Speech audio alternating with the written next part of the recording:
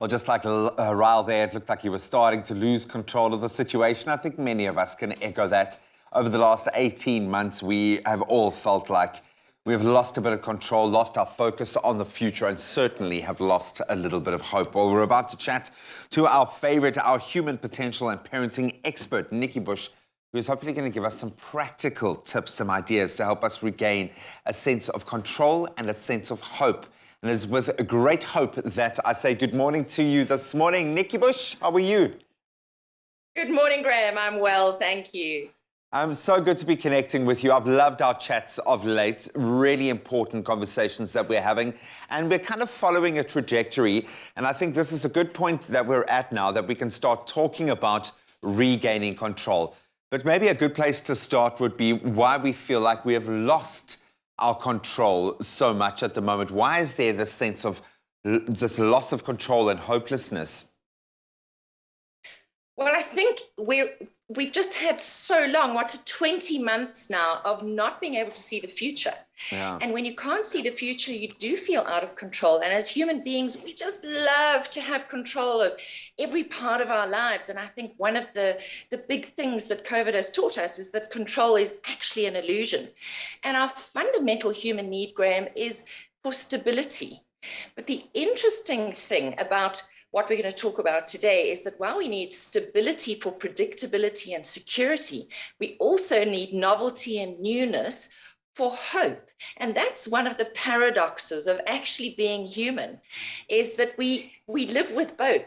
We so want to control everything, but we also need surprise and excitement in our lives to actually keep us moving forward. Yep, and we need that sense of wonder and sometimes that fear to drive us and motivate us. That being said, we want to go through that process with a sense of control. So we might not be able to achieve control ultimately, but at least a sense of being in control of our emotions and what's going on around us. So how practically can we start to take back that sense of control? Well, in very tiny ways. And I think, we're leading up to that time of the year, that sort of crazy Christmas time. And if you're at work, of course, there's lots of deliverables right now. So it's a really busy time. And there are some basic things that we sometimes forget when we get really busy. And that first thing is routine. So keeping that daily routine of getting up at the same time, going to bed at the same time, keeping regular meal times. It's amazing, these circadian rhythms of ours as human beings are truly important. It's the order of things. And I speak about this often when it's, we're talking about parenting and children, but it applies exactly the same to adults as well. And a bit of exercise will not go amiss. Very important. And what you eat. So choosing what you eat rather than just, picking up whatever you can, which is often so easy when you're busy. So those are the three things where control is important. And then what I'd like to say to our viewers today is we feel quite under threat at the moment. Take a piece of paper, fold it in half lengthways, and go and list all the things that are making you feel out of control, that are perhaps threatening you at the moment. And when they stay inside our heads, the threats get this big. Sure. But when we actually write them down and get them out of our heads, we actually shrink them and diffuse some of that threatening energy. So on the one side of the page, you're putting the threats down and anything, don't judge it. And then on the right-hand side of the page, that's the action column.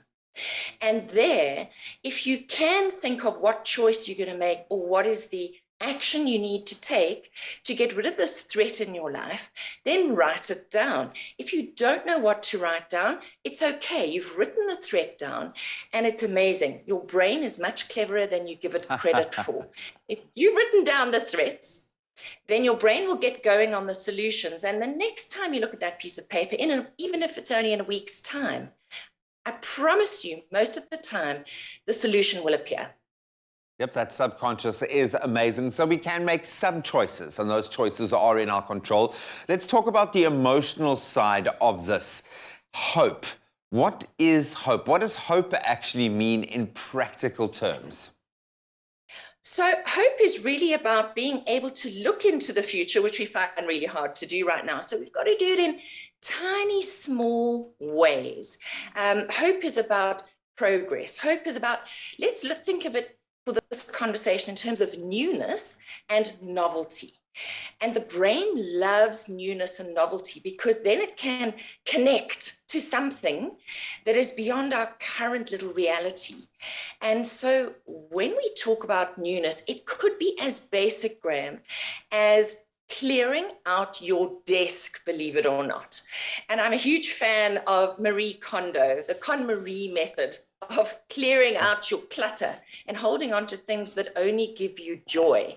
And right now you don't have time for a spring clean, but what you can do is look at your desk and put everything together that is from the past that you don't need right now, and just put it in a box or put it in an envelope so that you're only dealing with what's now, and maybe just go and buy one new plant for your desk just to refresh where you are right now and bring in some fresh energy.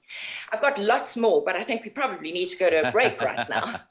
Yep, you've given us more than enough to chew on right now. What I'd like you to start thinking about, and maybe that's the next step in this journey, this trajectory, is from hope to our sense of purpose and how we connect that sense of hope and control and looking into the future with a sense of purpose. We're going to continue this conversation with Nikki Bush in just a moment. Please stay with us. It's my feel-good breakfast show.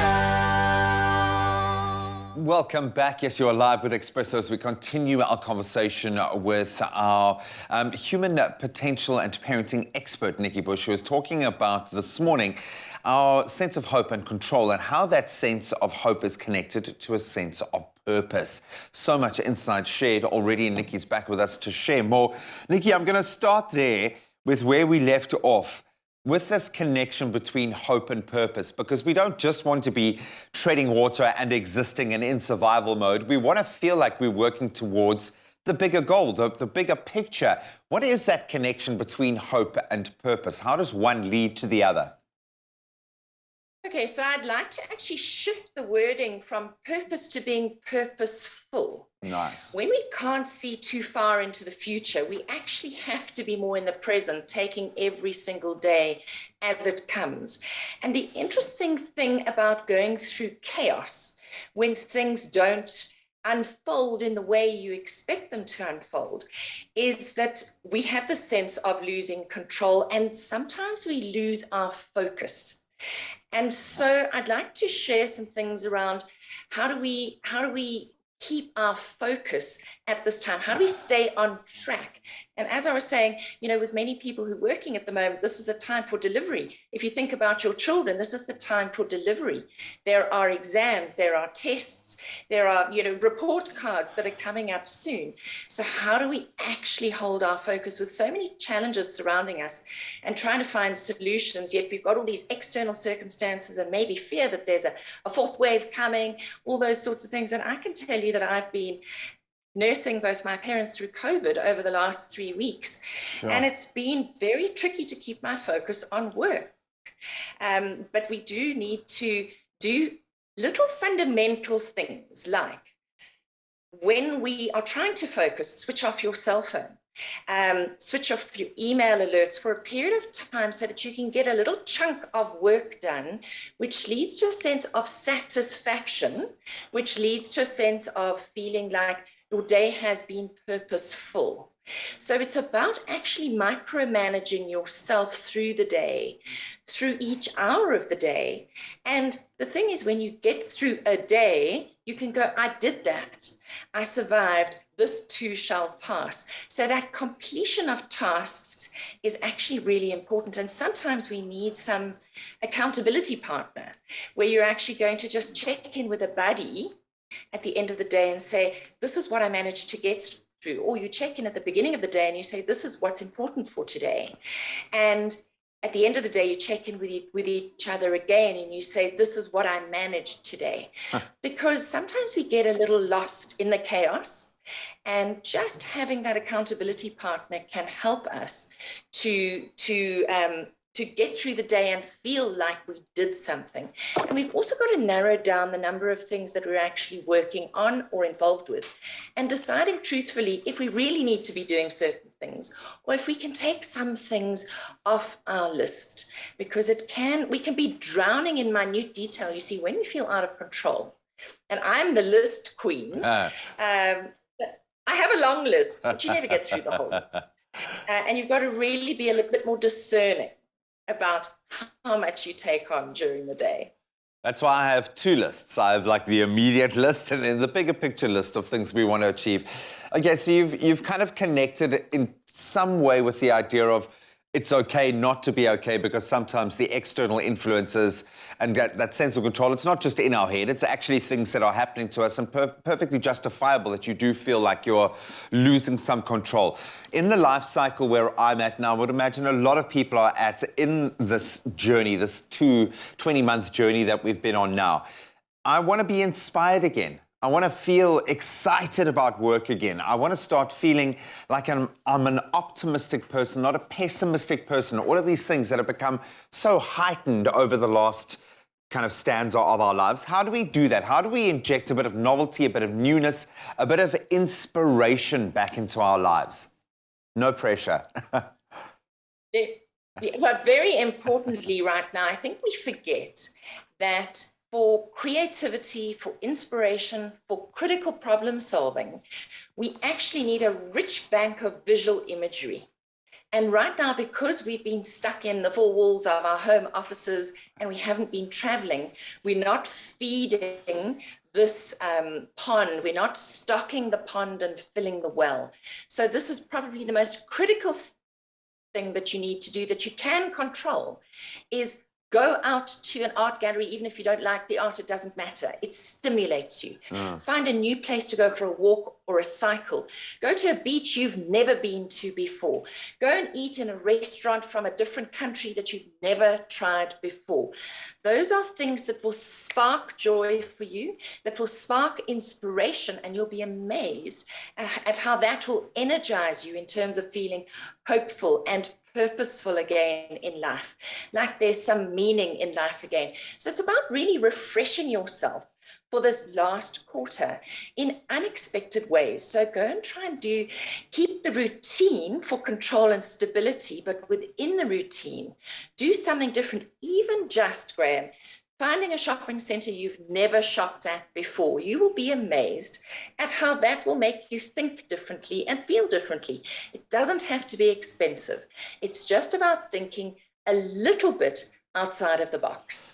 I really recommend getting outdoors. It's amazing how just a little bit of connection to nature really does inspire and lighten the spirit.